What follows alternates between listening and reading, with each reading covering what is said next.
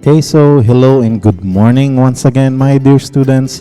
Welcome to our third week dito sa subject na philosophy. So this is our third activity or module with the topic, the human person as an embodied spirit. Okay, so for our topic for today, this is something very, let's say, spiritual to a level na it's kind of how metaphysics works nung unang panahon, di ba? Because they see the human person as an embodied spirit. So naniniwala talaga sila na within the human person, there is this kind of element or spiritual factor that enables it to think, to make sound decisions and judgment, and also to act accordingly, di ba? So that's what makes us human. So this is one of the classical studies of being a human and the ways and means kung paano na-perceive ng mga early philosophers ang human person. Okay, so let us proceed then. So, for our first topic, the body as limitation and transcendence. Wow, napakabigat na word. So let us discuss first about the limitation. Okay. So basically, when we talk about limitation from the word itself, may hangganan. So it sees the body as a material being. But then, meron tayong tinatawag na transcendence, di ba? In a greater sense, if you would try to look for the meaning of transcendence, that is something which goes up beyond a certain level, di ba? Parang it reaches the level of holiness. Yan. It reaches the level na mas angat ka sa dati mong form. Diba? Kaya nga, you transcend into a better being. Ika nga sabi nila, when you die. Okay. So, foremostly, the objectives of this lesson is to explain how the human body imposes limits and possibilities for transcendence, and also distinguish the limitations and possibilities for transcendence itself. Okay, so proceeding now. Yeah, you could always refer to your copies online. Okay, all right. So the body as a source of limitation and possibility. Let us talk about first the human limitations. Now, we love to watch movies about superheroes because they showcase amazing feats that ordinary human beings simply cannot do. Superman can fly, Iron Man can survive explosion of tons of heat, and these human achievements, obviously, they are not, let's say, that realistic after all. But it's interesting because our love for fictional heroes is how they come to be imagined, diba? So, sabi nga, yung kwento ni Superman, it debuted and comic books, late 1930s. Diba? It emerged at a time when mafia-led crime was one of the most known threats in American society. People loved the character of Superman as much as they longed for a safer neighborhood. Diba? Okay.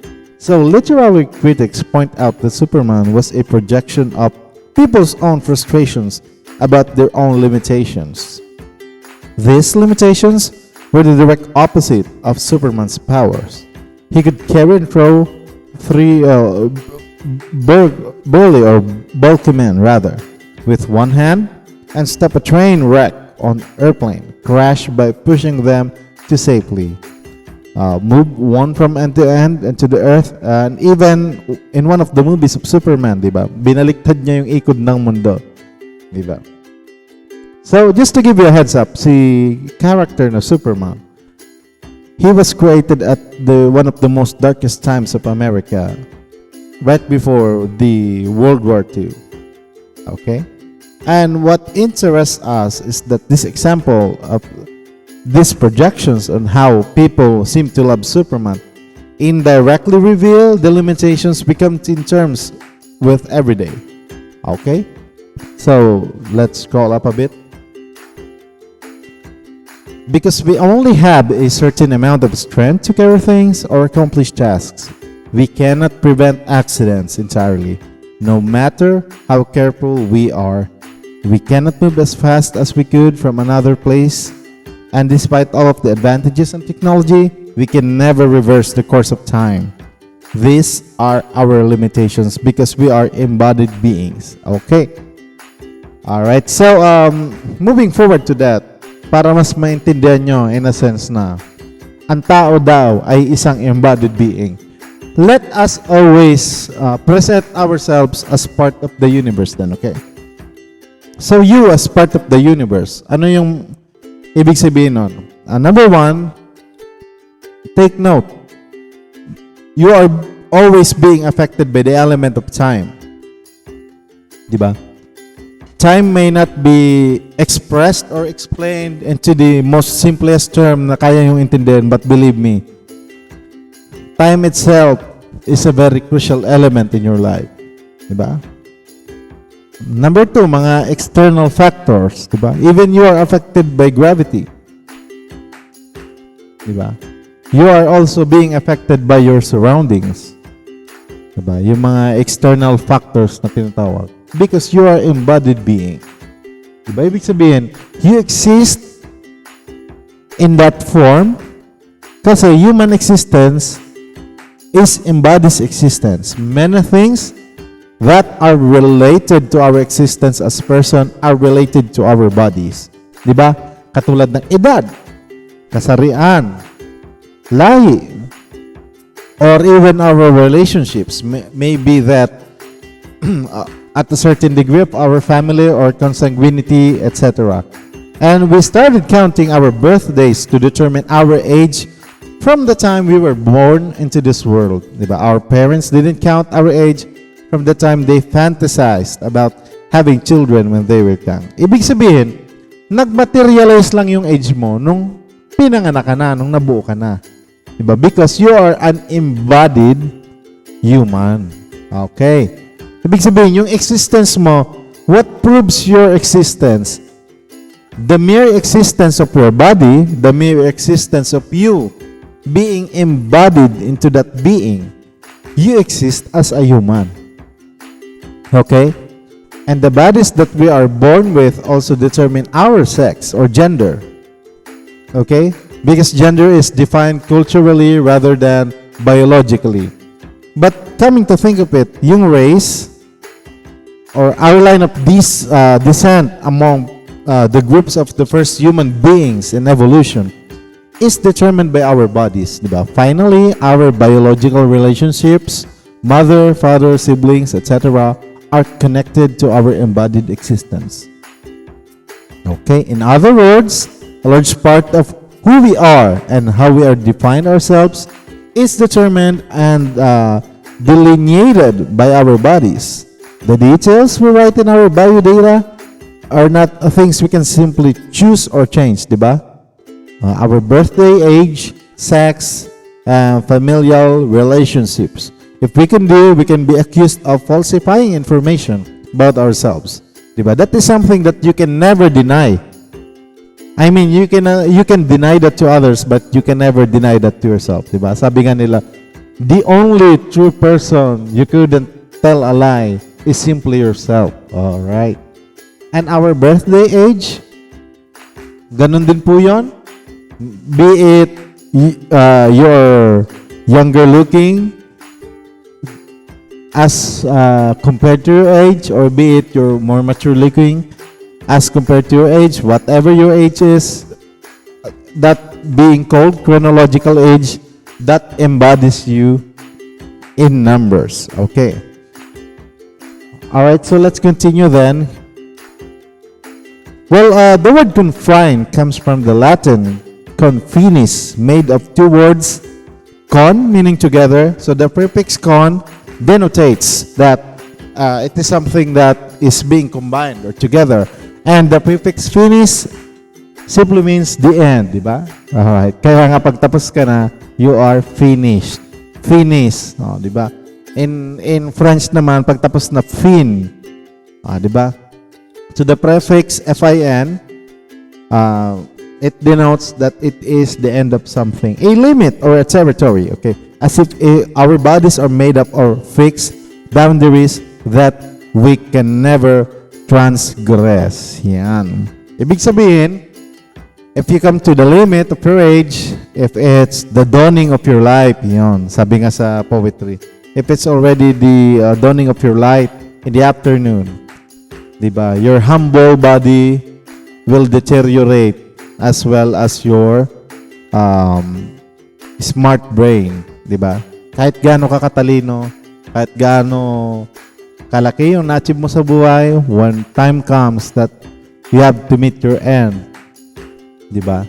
Sabi nga, kaya nga napaka-memorable sa philosophy class namin noon yung kanta ni Frank Sinatra, diba? Yung My Way. Diba? Sabi niya na doon, and now, the end is near.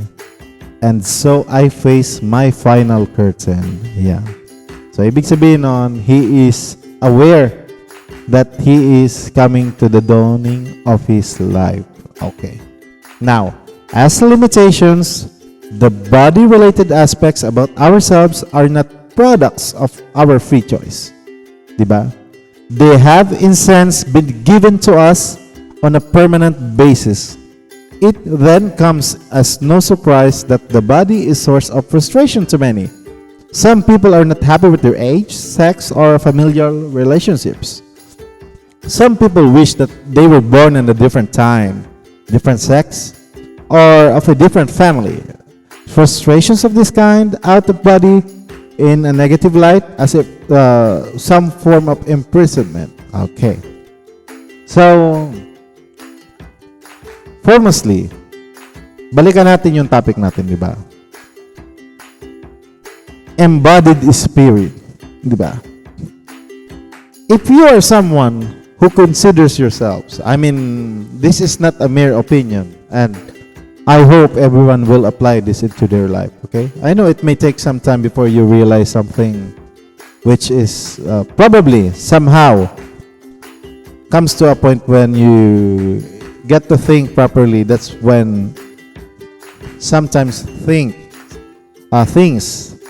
tend to end up gradually also. Ibig sabihin, nasa uli ang pagsisisi, di ba? Oo nga naman, alangan namang gagawin mo pa lang, magsisi ka na.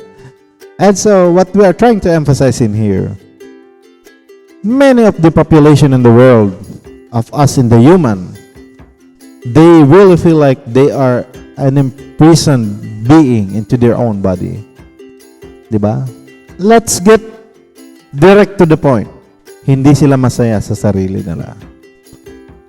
Especially in these times of, let's say, the devourment to social media. Diba? You spend more time online rather than checking out on yourself. Diba? Bakit? Sino pa ba sa inyo ang nagda-diary? Diba? That's one therapy of you talking to yourself. Sino pa ba sa inyo ang nagjo-journal? You writing your adventures in life, your frustrations in life. Diba? We seem to imitate this person. We seem to be wanting all of these things. Diba? Kaya nga sa my day mo, my day mo yung Blackpink, yung BTS, sino pa ba? It's because there is this desire let's say, innate desire of the human. And that's natural, you know. If you are feeling those kind of things, be proud of it. Tao ka, ibig sabihin nun. Normal ka. Normal ka, friend. Pag nakakaramdam ka ng inggit, normal ka. Diba? Pag nakakaramdam ka ng insecurity, you are very normal. There's nothing wrong with you. Diba?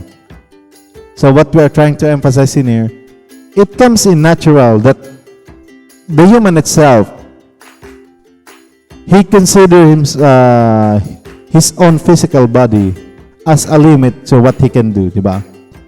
There are some certain kind of people who do not focus on the things that they can do. Ay, mahirap, baka di ako tanggapin, hindi naman kasi ako, magaling, maganda, gano'n, diba? Even, I have experienced that when I have been with someone na nag-a-apply on a government position, diba? They always think that the fittest one would do, diba? But in the end, only those with good characters on the assessment were accepted. Diba? Nagbank sila sa principle on how others see them. Diba? They don't care anymore on what is their true character behind those, let's say, set of panels, employees, and etc. It's as if every bit of opinion is really important. It's as if they're taking it as part of their life. Diba? And that is where frustration comes in. Okay, so let's talk about frustration.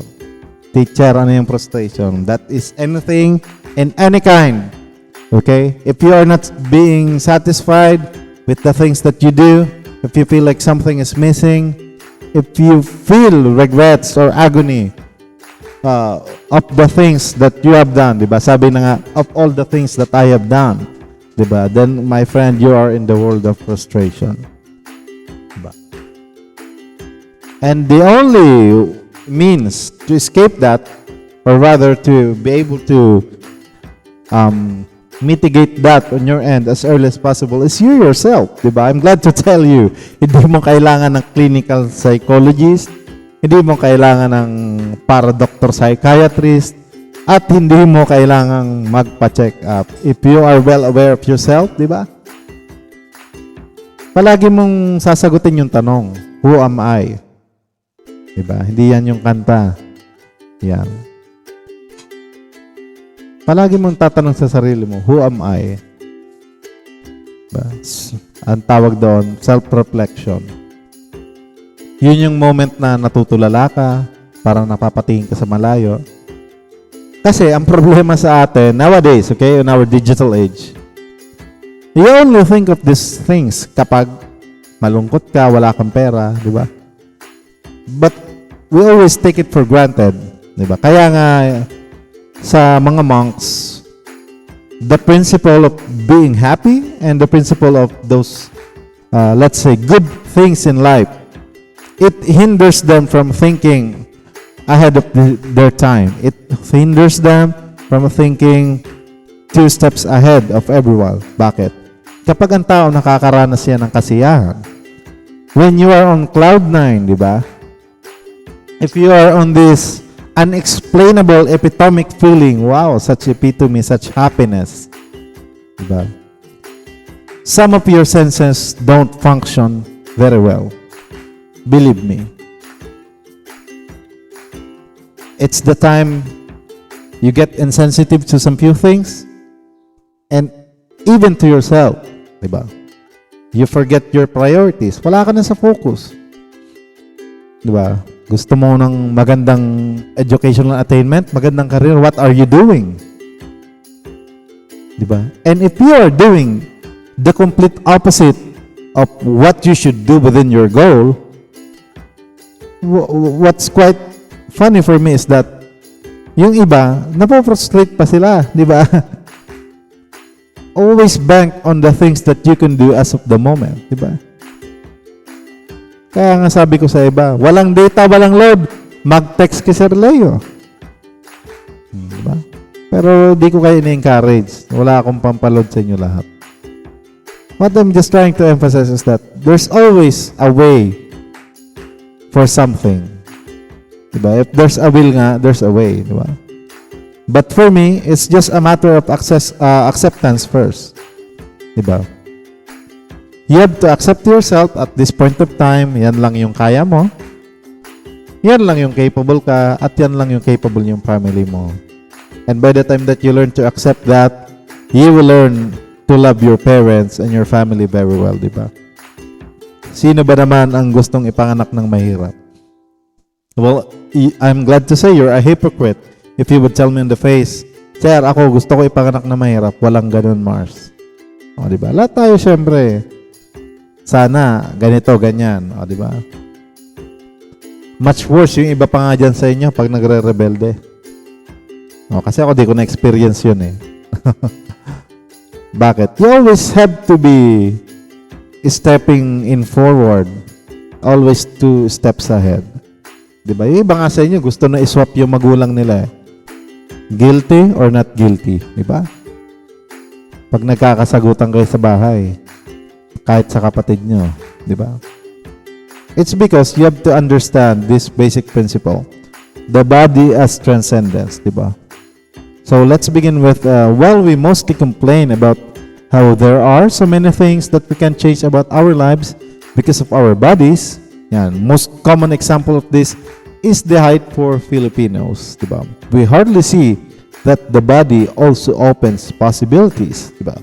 We recall the groundbreaking observation of anthropologists regarding our opposable thumbs. Yan. In the activity you performed, you discovered that a very simple detail about our bodies has multiple implications with regards to our lives. And in other words, if not for our opposable thumbs, we could not have learned as a species in many things. Diba? So, napakasimple lang ng ini-explain nito, class. Ibig sabihin, kung di nyo nabeben, yung mga hinlalaki nyo, yung mga, kung anumang parte ng daliri nyo yan. Diba? Imagine your hand is only containing 2 joints. Diba? Or 3 joints. Or none at all. Diba? Ayan. Ay, iba dyan, nagtatawanan sa 2 joints. Diba? But ask yourself, diba? Mainly, ang pinaka-tool ng human being, let's say, a higher class of being in the evolution itself from our predecessors, is that we're able to clench our fist. It enables us to grab things. Diba yung mga sinaunang tao, di naman nag-aaral ng ano yan. Although they have paintings, they have traditions, they have, let's say, dances. Mga pinakaunang skill ng tao is hunting. You should be able to grasp something like a spear or a rock and be able to cast it to whichever thing you are hunting. Diba? Napaka-basic nun. Dapat meron kang weapon of mass destruction. Ano yung kamay mo? Lahat ng madampot mo, pwede mong ibato sa animal na yun. Diba? Primordial instinct kung tawagin. Diba? Because there is an important paradox about the body that we need to understand. Okay? So listen very well on this one. While the body has limits, or while the body is limiting us, the very same limitation creates opportunities for us. Okay? A simple example would be the situation you might be in right now. You are seated in your home or in your classroom while your teacher lectures, diba? Outside the window, the rain has not stopped, diba? The pitter-patter of the rain is lulling you to sleep. Lulling meaning parang ano, parang pinapatulog ka. Yan. So, dagdag term para sa inyo, lullying. Yan. Something na nakakaantok. Yan. Your smile is lullying. Okay. So, you long to curl up in your bed and sleep some more. But you are in the classroom trying very hard to listen to your teacher. You cannot simply do what you want. Because if you leave, I'll just scroll this up. Okay, because if you leave, then you just go back to your bed and sleep, you know that there will be consequences. Yun, doon papasok yung critical thinking ng tao. You will be sanctioned for cutting classes. Okay, and you miss an important lecture that will be a part of the exams and eventually be a part of your life. Diba?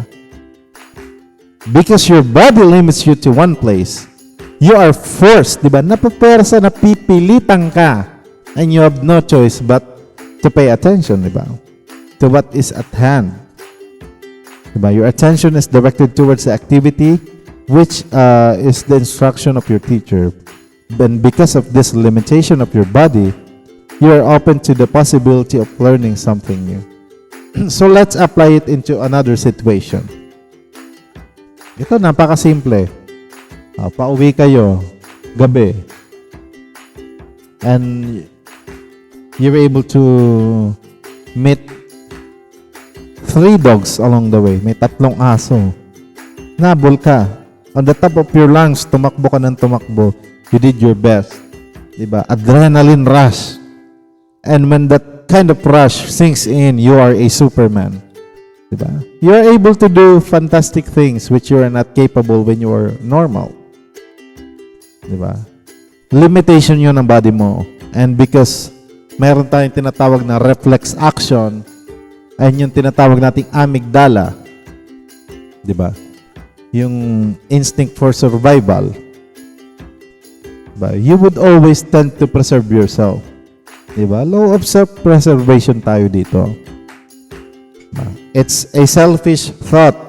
It's a selfish way of teaching. But in the end, we can never deny all of us are subjectable to self-preservation. Nga naman, how can you shed light to the path of others without you shedding light on your own? Diba?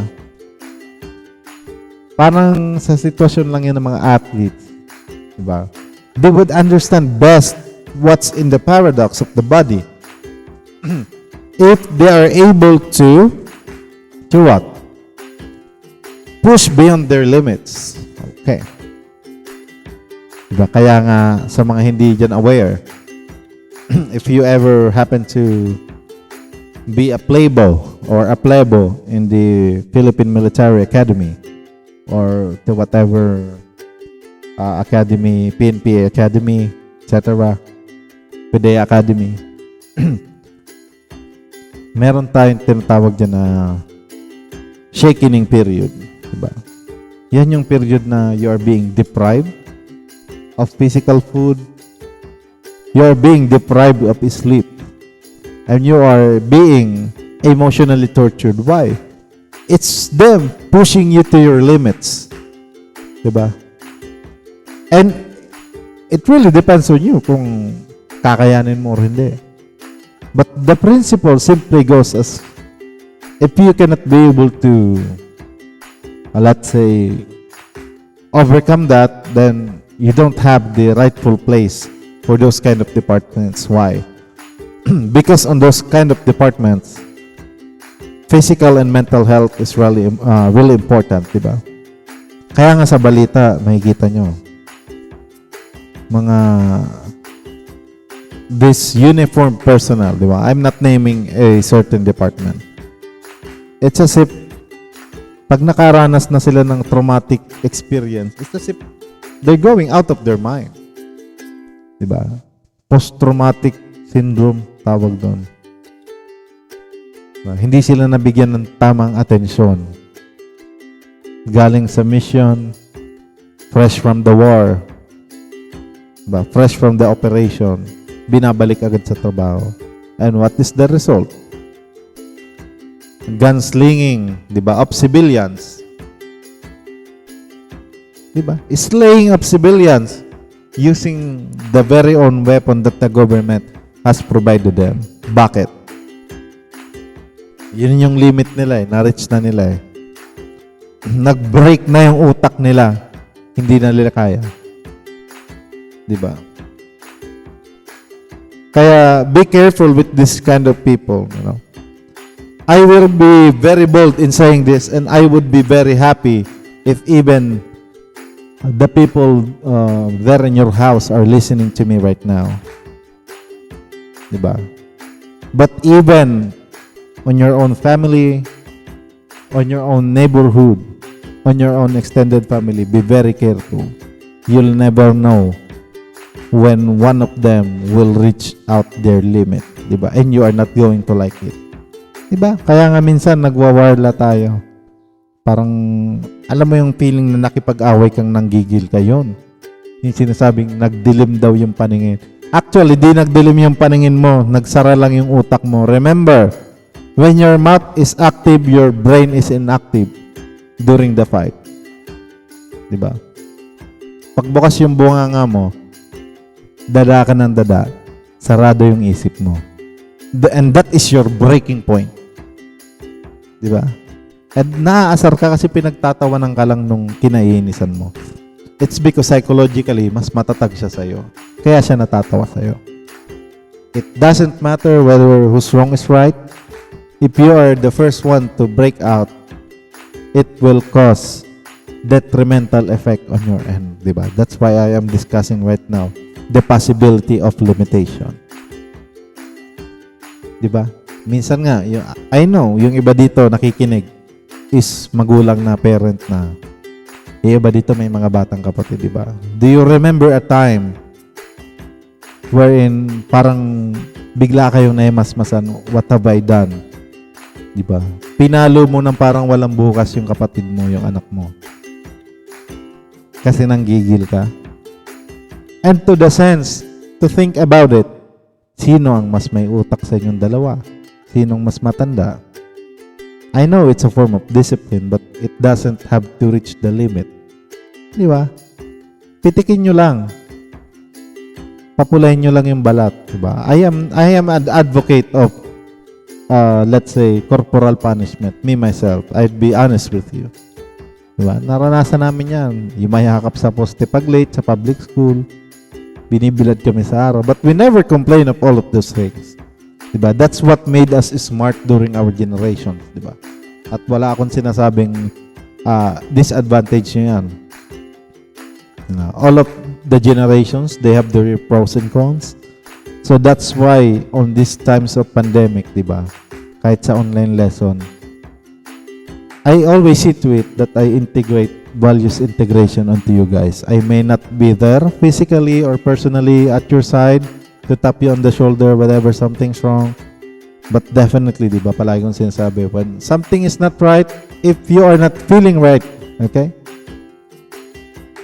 drop me a message and I will respond to you. Yan. Okay?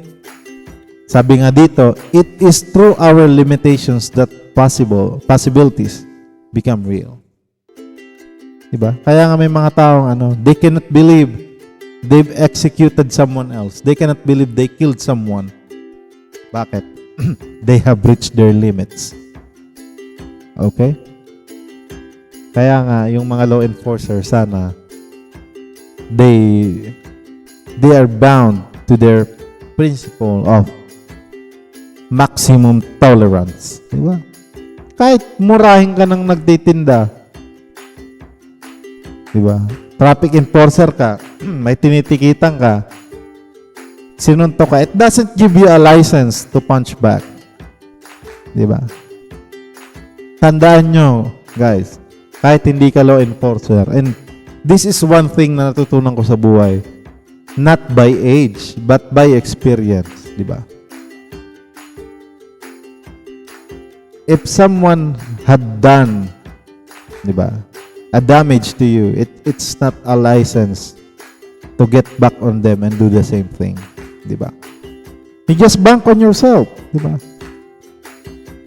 If you want revenge, empower yourself. Diba? Lalo mong inasin. Through what? Through success. Diba? And that is something very very hard to achieve. Diba? Kasi tendency natin, kahit naman ako, likas akong patola, but in a good way. I talk whenever something is not right anymore. Ba? But for me to cause a physical harm, kasi naiinis ako sa estudyante, sa no, that's not gonna happen. Diba? It's as if you as the human, parang develop na lang sa'yo muscle, wala na yung brain. Oh. Diba? Kaya may mga taong marahas. Diba? It's their limit. Mababaw lang limit nila eh. Mababaw pag-unawa nila, mababaw limit nila. Yun na sila. Diba? And the best thing for you to do about it, do keep away from those kind of person. Diba? I-limit mo rin yung sarili mo sa engagement sa mga ganung bagay. Maigi nang umiiwas. Alright. So for our first activity here, you can see that on your activity sheets. Explain how statements below illustrate the paradox discussed above and give similar examples. Diba? So ito, tatranslate ko na para sa inyo. Magtatanong, teacher, ilang paragraphs po ba? O baka naman madadagdagan nyo 5 paragraphs. Okay? Dali lang naman to, parang short essay. So, ito lang naman yung tawag dito. Bibigyan nyo ng kahulugan or ng own explanation. So the body limits us. Unlike the birds that can fly, we have no wings to make us fly. But our creative minds, we invented jets and planes to make us fly even farther than any bird. So ibig sabihin, yung activity na to, hinihingi niya yung, let's say, sarili mong opinion or insight about this phrase, diba? About this passage. And so much for that, my dear students. I thank you still for tuning in with us, and I really appreciate you giving time and priorities to your activities. Well, that would be the end of the part 1 of this lesson. We will discuss the lesson 2 for the next week, okay? So you do have a great day and stay safe. Goodbye.